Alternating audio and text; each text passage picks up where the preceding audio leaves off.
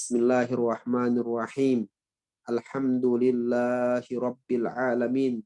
Lahun ni'matu wa lahul fadlu wa lahus thana'ul hasan. Salawatullahil barwir rahim wal malaikatil muqarrabin ala sayyidina wa maulana Muhammad ashrafil anbiya'i wal mursalin wa ala alihi wa ashabihi tayyibin at-tahirin. Amma ba'du, udzakirukum bi ikhlasin niyati lillahi ta'ala. Pertama-tama saya mengingatkan diri saya dan semua yang mendengar untuk mengikhlaskan niat lillahi ta'ala hadir di majelis ilmu agama. Karena Rasulullah sallallahu alaihi wasallam bersabda, innamal a'malu binniyat, bahwa pahala suatu amal perbuatan baik tergantung niat seseorang apakah karena Allah atau tidak. Fa akhlisun niyati lillahi ta'ala, maka hendaklah kita mengikhlaskan niat lillahi ta'ala hadir di majelis ilmu agama ini, dan segala amal baik yang kita lakukan setiap hari jangan lupa untuk mengikhlaskan niat lillahi ta'ala. Dan hendaklah juga yang kedua kita bertakwa kepada Allah subhanahu wa ta'ala dalam setiap keadaan.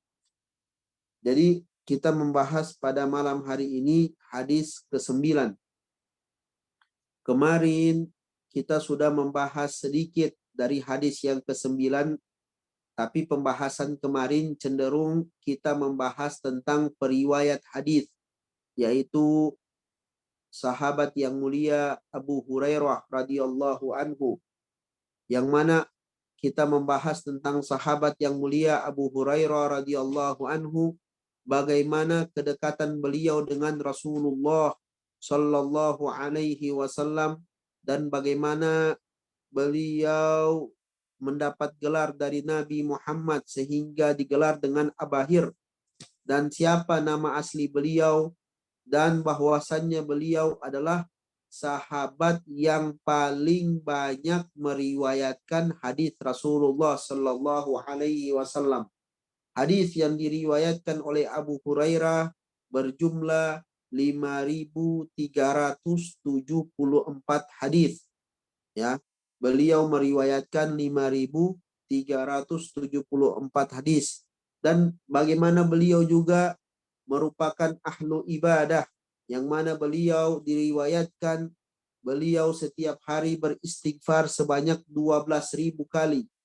Ya, beliau beristighfar sebanyak 12.000 kali, dan beliau ketika ditanya tentang istighfar tersebut, kata beliau, astagfirullah biqadri dhunubi, bahwa saya karena tawadunya beliau, beliau mengatakan bahwa saya beristighfar dengan jumlah dosa saya. Subhanallah.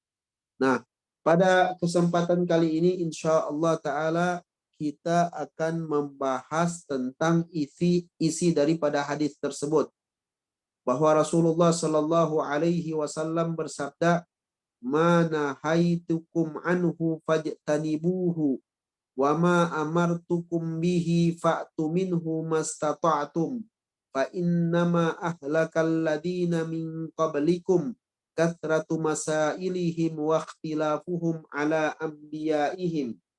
Nah, hadis tersebut Rasulullah sallallahu alaihi wasallam bersabda, "Mana haitikum anhu fajtanibuh."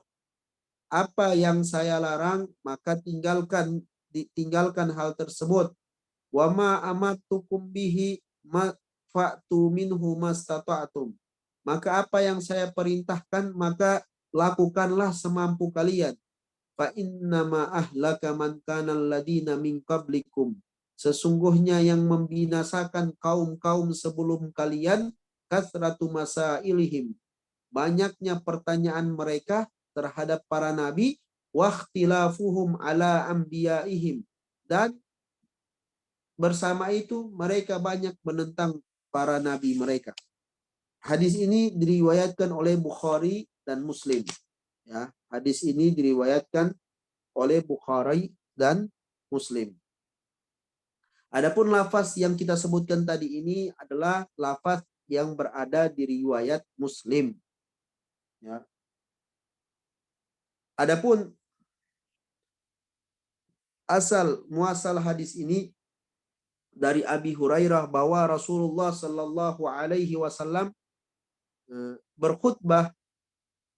Rasulullah Shallallahu Alaihi Wasallam berkhutbah dan Rasulullah bersabda, Ya ayyuhan nas, qad faradal hajj, qad furidal hajju alaikum, fahajju. Wahai orang-orang, wahai para orang masyarakat, wahai kaum muslimin, telah difardukan bagi kalian haji, maka lakukanlah haji. Maka datanglah seseorang lelaki kepada Rasulullah, maka berkata seseorang lelaki kepada Rasulullah sallallahu alaihi wasallam dan bertanya, Akulla amin ya Rasulullah, apakah haji tersebut dilaksanakan setiap tahun?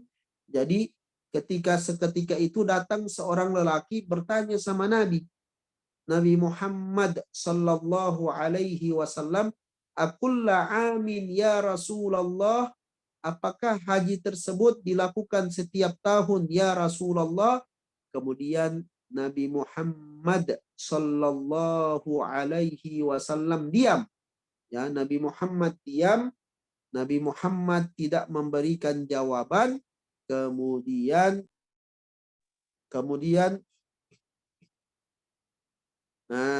sahabat tersebut terus mengulangi pertanyaannya. Ya. Jadi Rasulullah tidak menjawab pertanyaan tersebut. Tapi apa yang terjadi dengan sahabat ini? Dia mengulangi pertanyaannya sama Rasulullah Sallallahu Alaihi Wasallam, ya, berulang-ulang kali. Faqala Rasulullah Sallallahu Alaihi Wasallam, maka Nabi Muhammad Sallallahu Alaihi Wasallam bersabda, Lau qultu na'am la wajabat. Seandainya saya mengatakan iya, maka haji tersebut akan wajib setiap tahun. Wala mastata'tum, dan kalian tidak akan mampu. Kemudian Rasulullah melanjutkan sabdanya, Zaruni ma taraktukum, maka biarkan apa yang saya tidak, biarkanlah, jangan ditanya sesuatu yang saya tinggalkan bagi kalian, yang saya tidak perintahkan.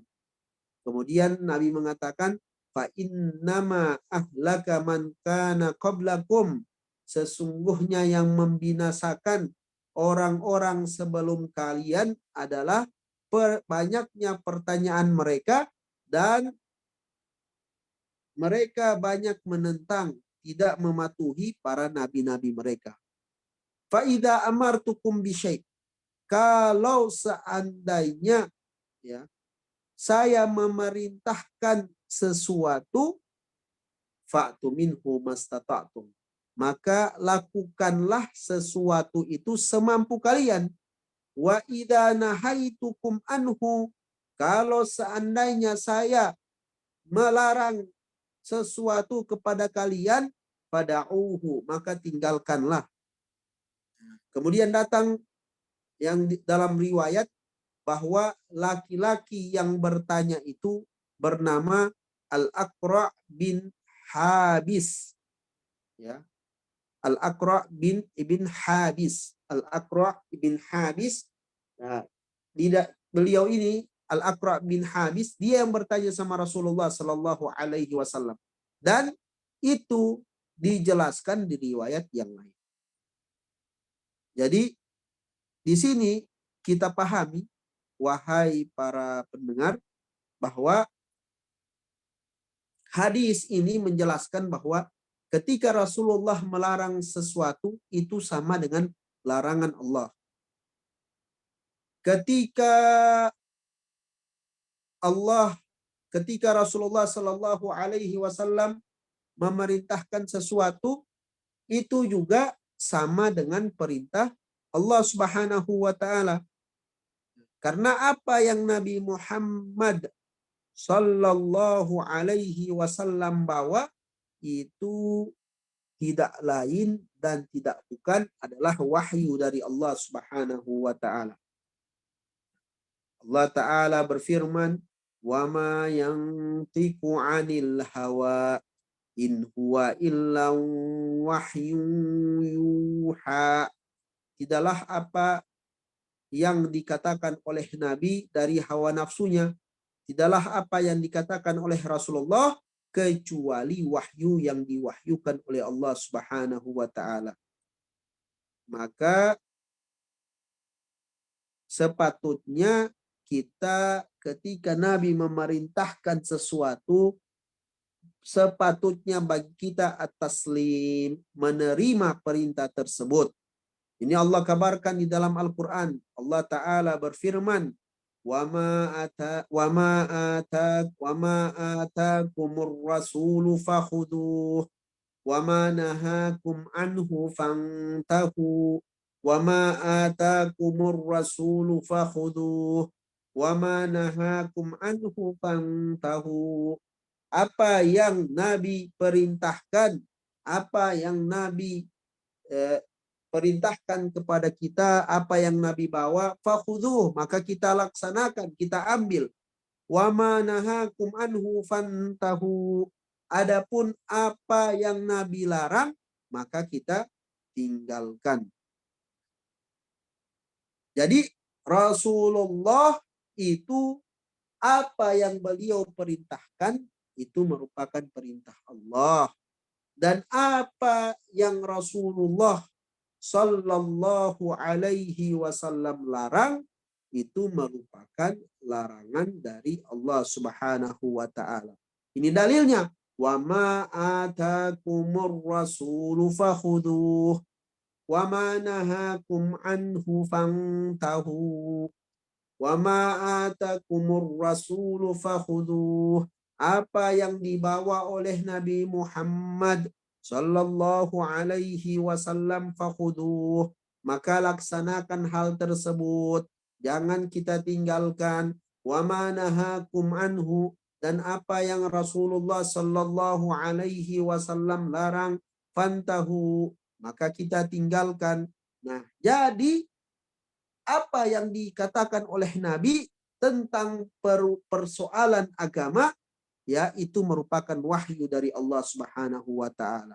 Setelah ini, setelah kita mengetahui ini, bagaimana bisa jika ada orang yang muncul mengatakan, ada orang lain, orang di kontemporer zaman sekarang mengatakan bahwa bisa saja Nabi Muhammad Sallallahu Alaihi Wasallam salah dalam menyampaikan wahyu, wal iyadu billah, atau salah dalam berijtihad.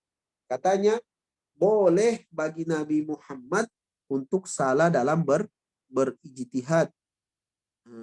Kemudian setelah itu dia katakan datang Jibril memperbaiki kesalahan tersebut.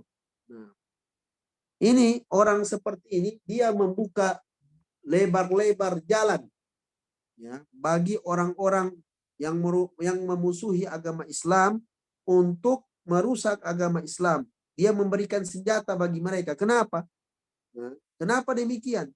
Karena orang-orang tersebut punya jalan untuk mengatakan bisa saja Rasulullah Sallallahu Alaihi Wasallam ketika menyampaikan syariat ini, menyampaikan hukum ini, menyampaikan kewajiban ini, menyampaikan hadis ini, bisa saja Rasulullah Sallallahu Alaihi Wasallam salah, wal iyadu billah, menurut mereka salah dalam menyampaikan wahyu. Kalau seandainya Rasulullah salah menyampaikan wahyu, siapa yang benar menurut mereka?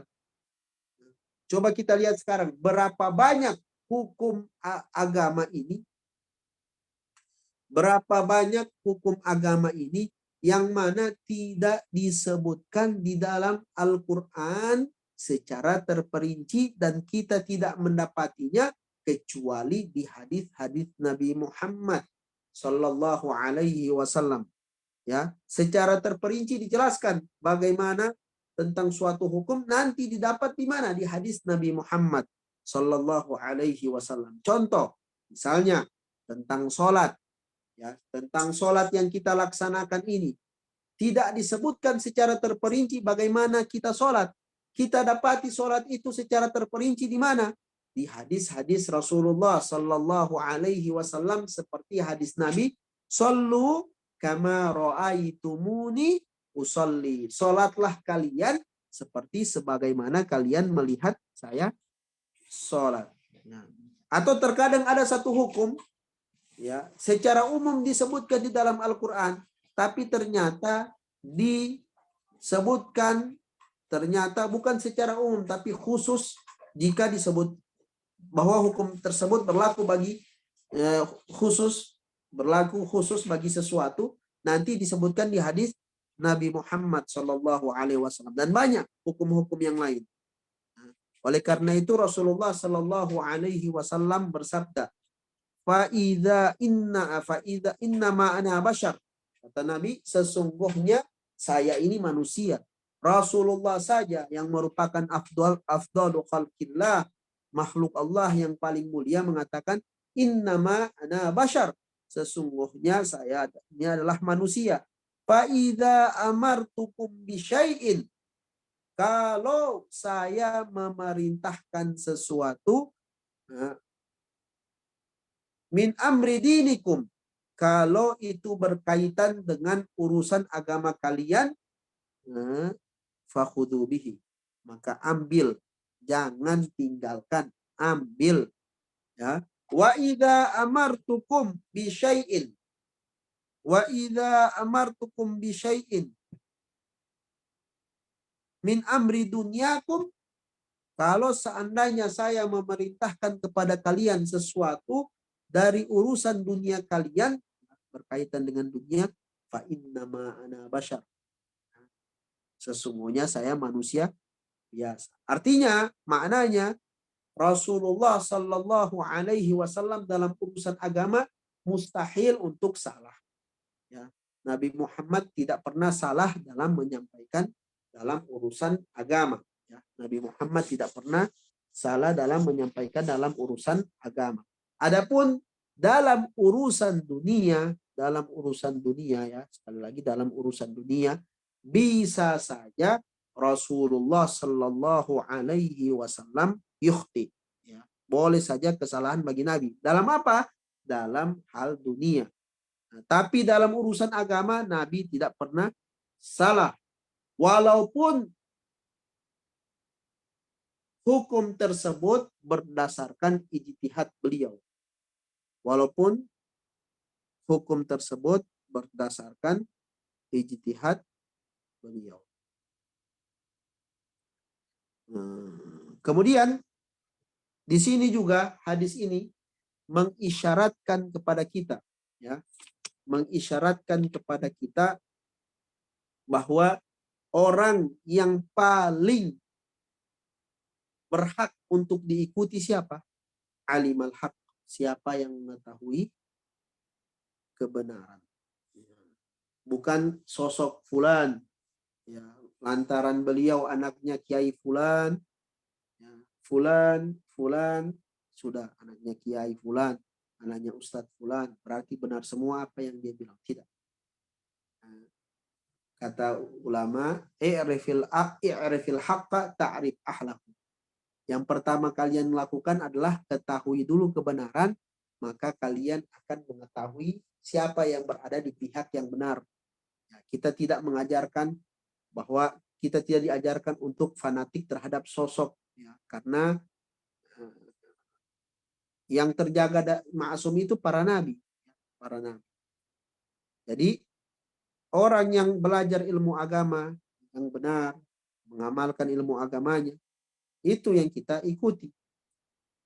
Dalam hadis disebutkan al-irafatu haqqun walakin al-urafa finnar. Al-irafa artinya kepemimpinan. Suatu kaum itu adalah sesuatu yang dibutuhkan, tapi paling banyak pemimpin, sebagian pemimpin masuk ke dalam masuk ke dalam neraka. Kenapa? Karena sebagian mencintai untuk menjadi pemimpin karena ingin dipuji, ya, ingin dipuji, bukan karena dia punya ilmu, tapi karena ingin dipuji. Maka akhirnya apa yang terjadi? Dia menzolimi orang-orang dalam harta mereka.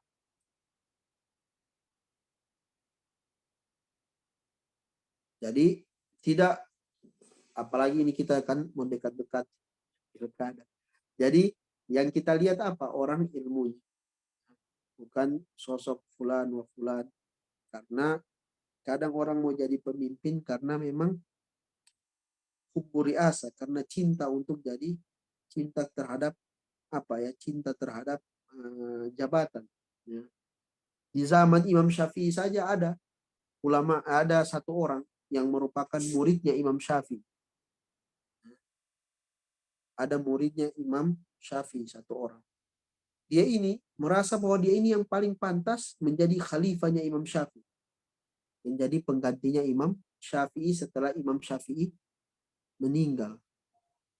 Nah, dia bilang pasti saya, katanya, yang jadi pengganti Imam Syafi'i setelah Imam Syafi'i meninggal.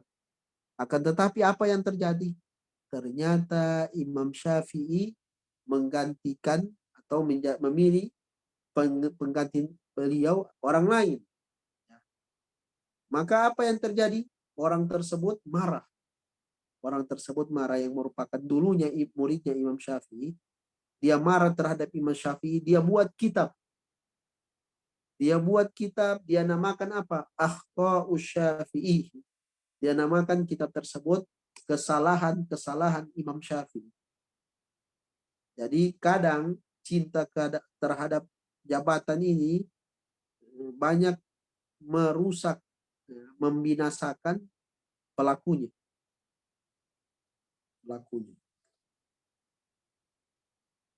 Khalid bin Walid, contoh misalnya, ini Khalid bin Walid adalah contoh yang baik.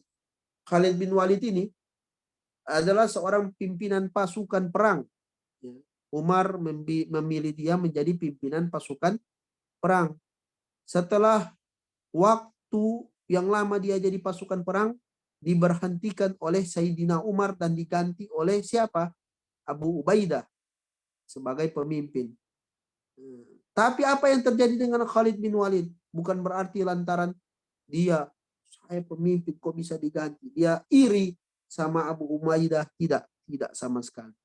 Tidak terjadi dalam hatinya bahwa dia itu merasa tinggi, ya, merasa hal-hal seperti itu.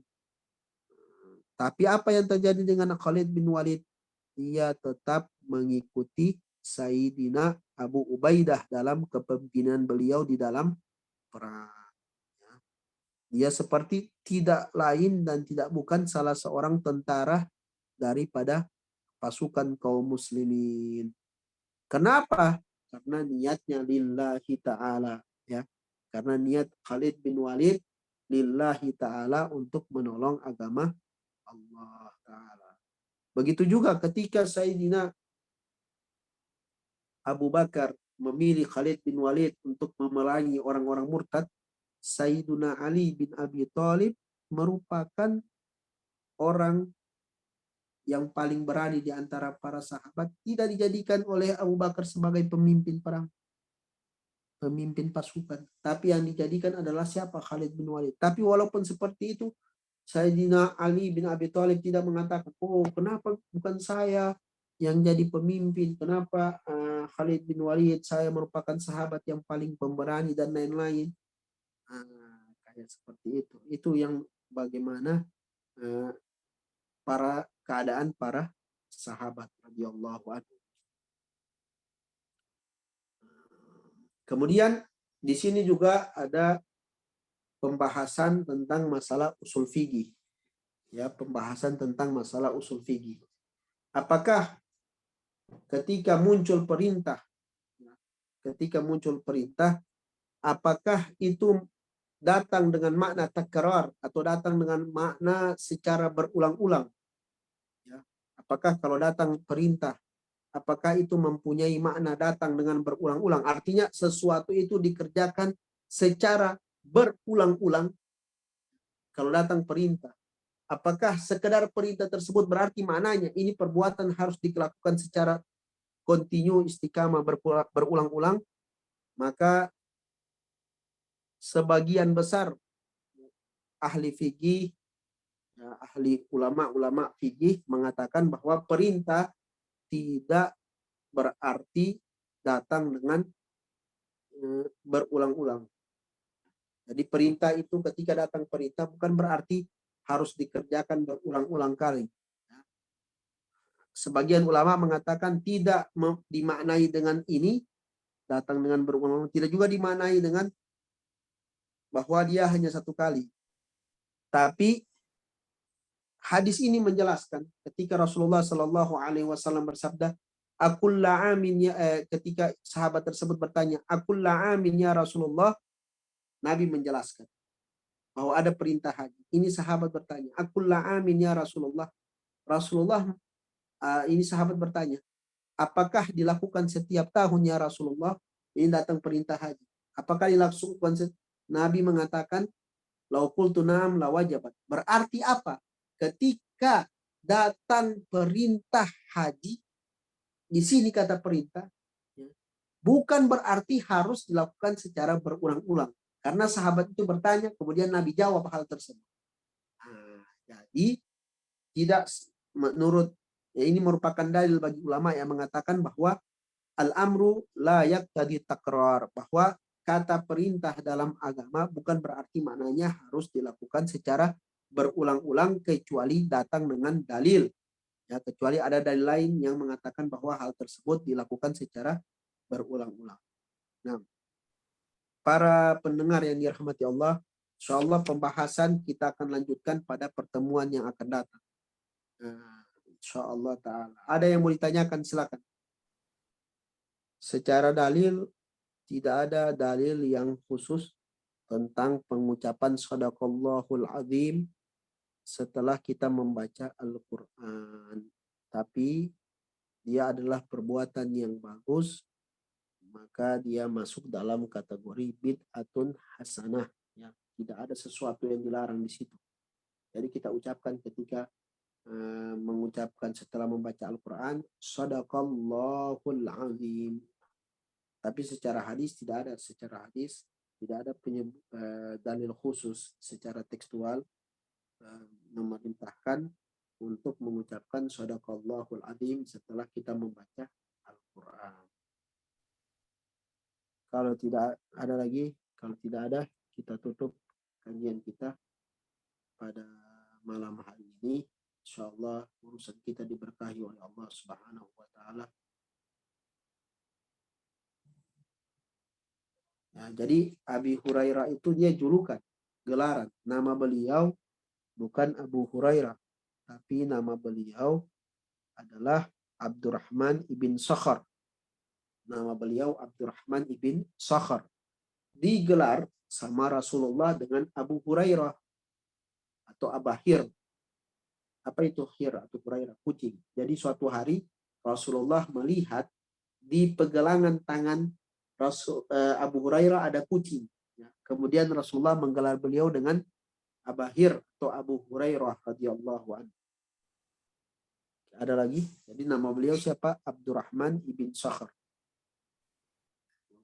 Kalau tidak ada yang bertanya, kita tutup majelis kita pada malam hari ini dengan doa kepada Allah, semoga urusan kita dipermudah oleh Allah, dimudahkan rizki, diberkahi rizki, dimudahkan urusan, ditenangkan hati, ditambah dikuatkan iman, dijadikan kita orang-orang yang bertakwa, menjalankan perintah Allah dan menjauhi larangan Allah, tetap dalam akidah Ahlus Sunnah wal Jamaah, dijadikan orang yang menyebarkan akidah ini, dan insya Allah mati dalam keadaan husnul khatimah, diberikan kesabaran dalam menghadapi urusan dunia dan akhirat, dan tetap kita lakukan segala perbuatan karena Allah Ta'ala, dan tetap takwa Allah di dalam hati kita, dan tidak menjadikan kita tidak berlepas dari sanad keilmuan Syekh Abdullah Al-Harari وإلى سيدنا محمد صلى الله عليه وسلم وإلى شيخ أحمد الرفاعي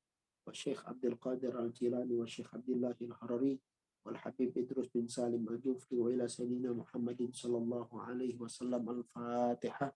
بسم الله الرحمن الرحيم. الحمد لله رب العالمين الرحمن الرحيم مالك يوم الدين إياك نعبد وإياك نستعين اهدنا الصراط المستقيم صراط الذين أنعمت عليهم غير المغضوب عليهم ولا الضالين آمين آمين. بسم الله الرحمن الرحيم الحمد لله رب العالمين اللهم صل على سيدنا محمد. اللهم إنا نتوجه إليك بنبيك نبي رحمة يا محمد إنا نتوجه بك إلى ربنا في حاجاتنا لتقضى لنا. اللهم تقبل منا دعاءنا ببركة النبي عليه الصلاة والسلام. اللهم اغفر لنا ذنوبنا اللهم اغفر لنا ذنوبنا اللهم اغفر لنا ذنوبنا يا الله يا كريم بجاه النبي عليه الصلاة والسلام. ربي اغفر لنا ولوالدينا وارحمهم كما ربونا صغارا. Sallallahu ala sayyidina Muhammad walhamdulillahi rabbil alamin. Kita tahlil kemudian salawat kepada Nabi. La ilaha illallah. Allahumma salli ala sayyidina wa maulana Muhammad wa ala alihi wa ashabihi tayyibin tahirin. Insyaallah pertemuan kita pada ahad depan. Barakallahu fikum. Assalamualaikum warahmatullahi wabarakatuh.